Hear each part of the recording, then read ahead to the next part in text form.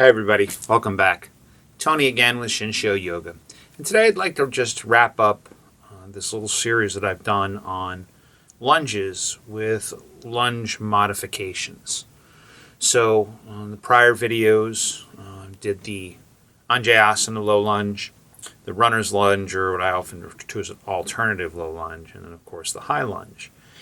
But due to time limits in the videos, I didn't get a chance to really get into each modification on them. There aren't a whole lot of modifications on them, but there are some that you can do if you have some challenge in accessing them. They can be a challenge on the knees, they can be a challenge on the hips, they can be challenge balance-wise. So if you haven't watched the prior videos in the series, I would encourage you to, because this is just going to build off those. But if you are familiar with the three types of lunges and we're just looking for a couple different pointers on them, then you should be able to get by just fine here. So the challenges you're going to find in all the lunges, again, are going to be the same. Generally, a lot is going to be in the inner hip, right? The strength in the inner hip or the openness. Right? So the body compensates muscle-wise by tightening certain muscles if other ones are stronger. A lot of times, knee issues, for people who have knee issues, it's not necessarily an actual problem with the knee joint. It's a muscle imbalance. I've had this myself, so I fully understand. I used to do a lot of mountain biking over the years, and with that, my quads got really big and strong. But with biking, the quads really get activated, but not the hamstrings. So I had these really big, strong quads and these weak hamstrings.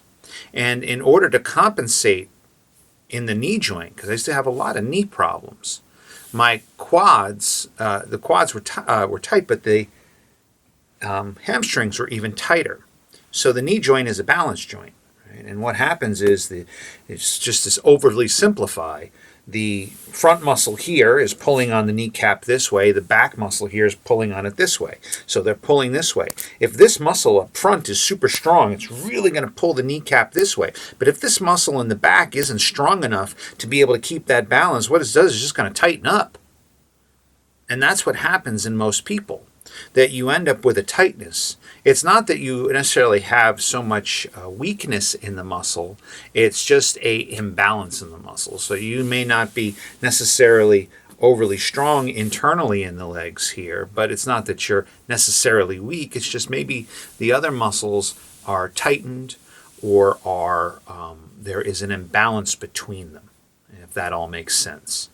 So coming into these lunges, because we are staying up on the ball of the back foot, and we want to square up the hips so we have some balance, there is going to be that challenge, especially with the inner hips, if there's tightness in there, if there's muscle imbalance in there, to be able to maintain that posture. And then with the high lunge, when we rise up, of course, maintain that posture and the balance, and then comes the openness in the upper half of the body to be able to stay into that without it kind of tightening up. So those are some of the things that you'll run into struggle-wise with the postures. And I'm going to give you a couple modifications here that can help you. Again, in the lunges, there's not a whole lot of modifications you can do, but there's some. So with the first one, and I actually had mentioned it into the first video, that with the low lunge Anjayasana, if you do have knee issues, the first modification would be just using a blanket, right? So taking a blanket and putting it down on the mat where your knee is going to be. What this does is that takes the pressure off of the knee, right? So depending on the studio that you're at and the thickness of the mat that you use, it can be very hard on the knees. This is a relatively thin mat, which helps with standing poses balance-wise for that. But then again, I'm not on an overly hard floor. This is a heavy carpet here, so it offers some cushioning. But underneath this is concrete because I'm in my basement.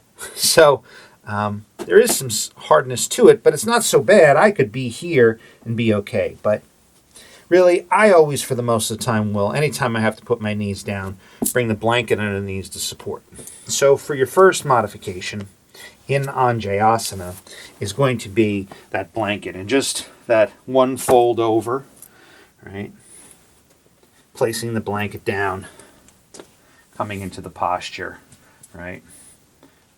Right, that we have here for Anjayasana here. Right. Sinking into that. And where, of course, you're going to feel that is here. So that's really the only modification. If you have challenges on the shoulders when doing this, one of the things that you can do is you can bring the hands here to the quad. Right? So if you can't rise up and bring your hands up into the above your head like that due to tightness in the shoulders or whatever issue you're having, you could always do this. Right? You don't want to use this just as a regular way to do it. You want to eventually be able to come into as full expression of the pose as you can, because this is one of the more basic levels of the lunge. But again, modify as you need necessary for the day. If you need to do that, you can do that also. But again, we don't want to do this in that posture. You want to be able to lift the head, eyes forward, shoulders roll back, just as we would here, but instead here. So for Anjayasana, that is really the only modifications that I'm aware of that you could do. Now, if we are coming into the runner's lunge or alternative low lunge, blocks can be used in this for the hands. So when we come into our runner's lunge, again, staying tall in the ball of the foot, taking that stance so it's wide enough to square the hips. You know, I like to be here this way with it. But you can also bring the blocks in and do like this. Maybe you need it a little taller. Maybe that is too much. And you do like this. A little high for this position. We're almost coming into a high lunge territory. But if you have to for your body, that's what you'll do. But generally, taking here or here. And even if the fingertips are too much on that, maybe that hurts the fingertips, right? You have to do like this. Sink into the pose. Then that's what you can do, using the blocks to be able to help support you as you go through the process. As for the high lunge, there isn't much in the way of a modification that can be done with that. The high lunge, you really need to just be able to come into the posture over time. So, the high lunge, if you can't do that the way it is, you would do that alternate with the blocks, or the same as we would do for Anjayasana. So, if we are in our high lunge and we're having trouble rising up, right? You could always take the taller blocks and then come up this way, right? This can be a modification for a high lunge. Again, maybe you have some back issues. Maybe you have some issues that go on in the shoulders. Very challenging to rise up. Balance-wise, you can't do it. So you can use the blocks. Or, just as we did in Anjayasana, you could also come here. We don't want to press onto the knee, though. What you want to do is bring it onto the thigh and come here. This can be a modification also. So if you can't rise up, bringing the arms up here into the posture, you could always do this as a modification, or this. Right. So I know I just said that there really aren't many modifications, but this one again is a little bit more like what we would do for runner's lunge as a mod, or what we do more in Anjayasana. But again, if there is that issue of coming here and you have to do this, you can do that. Again, any of these modifications you do as needed for your body in the class that day. Every time that you come into class, your body's going to be in a different place. Maybe, like I did, I went to the gym the other night. I was actually going to go to a yoga class, but didn't make it. So I said, well, I'll just go to the gym. Hadn't been to the gym in a while, and I went like my normal workout. Well, I'm still sore today, and it's been a couple days, especially in the core, because I try to do a lot of core workout. And as I was working out there, I'm like, I wonder if I'm going to feel this in the next day. I didn't feel it the next day. I felt it the day after. So some of the postures when I was teaching my class this morning were challenging for me, when normally I wouldn't have an issue with it because I was sore. And that's how it works. You're not always going to be Superman when you come in, or a Superwoman, or a Superperson, or however you want to call it. So modify as need be for that day. Always put in your honest attention. The class is a means to an end, at least how I teach in my classes. Some days you're Gumby, some days you're the Tin Man.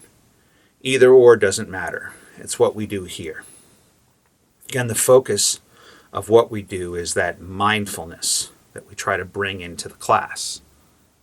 So we breathe and we follow the breath. Maybe in your posture you're thinking at that point, oh, I used to do this better. I was better last week. Why am I not? You breathe and let it pass by and just come back to being present in where you are. So if some days you have to modify with blocks, you use the blocks. If you need to use a blanket, you use a blanket. Know your body. Know what it needs that day. Whenever you go into class, I would recommend, generally most studios are going to have a stack of blocks and blankets in the back. Grab 2 blocks and a blanket. Right? Just have it with you in case you need them.